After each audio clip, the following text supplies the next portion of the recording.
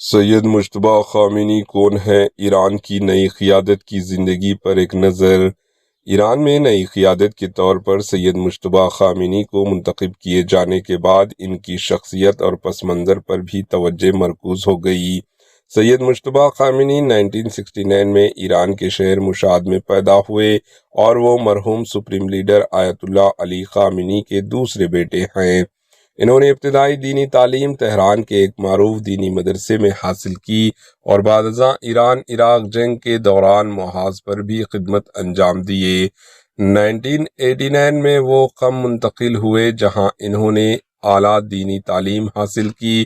کچھ عرصے تہران میں مزید تعلیم حاصل کرنے کے بعد 1997 میں ان کی شادی زہرا عادل سے ہوئی اور وہ دوبارہ قم جا کر اپنی علمی سرگرمیوں میں مصروف ہو گئے۔ سید مجتبیٰ خامنئی نے ایران کے معروف علماء سے فقہ اور اسلامی علوم کی اعلیٰ تعلیم حاصل کی اور اپنے والد کے درس خارج میں بھی شریک رہے۔ اس طرح انہیں دینی علوم اور قیادت کے اصولوں میں مضبوط بنیاد حاصل ہوئی۔ تعلیمی میدان میں بھی انہوں نے نمایاں خدمات انجام دی۔ تقریباً 70 برس تک انہوں نے اعلیٰ دینی تعلیم کی تدریس کی، جہاں سینکڑوں اسٹوڈنٹ ان کے دروس میں شریک ہوتے رہے۔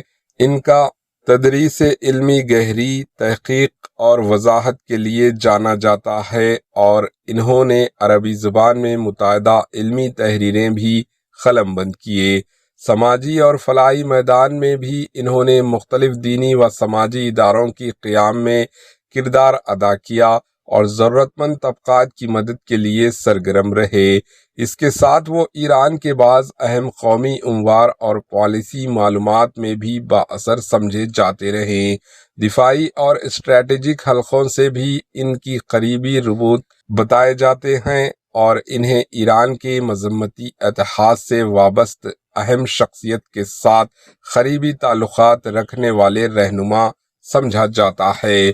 مبصرین کے مطابق سید مجتبیٰ خامنئی کی دینی تعلیم، انتظامی تجربے اور اسٹریٹجک سمجھ بوجھ انہیں ایران کی قیادت میں ایک بااثر اور اہم شخصیت کے طور پر پیش کرتی ہے۔ بیورو رپورٹ، اہجن نیوز۔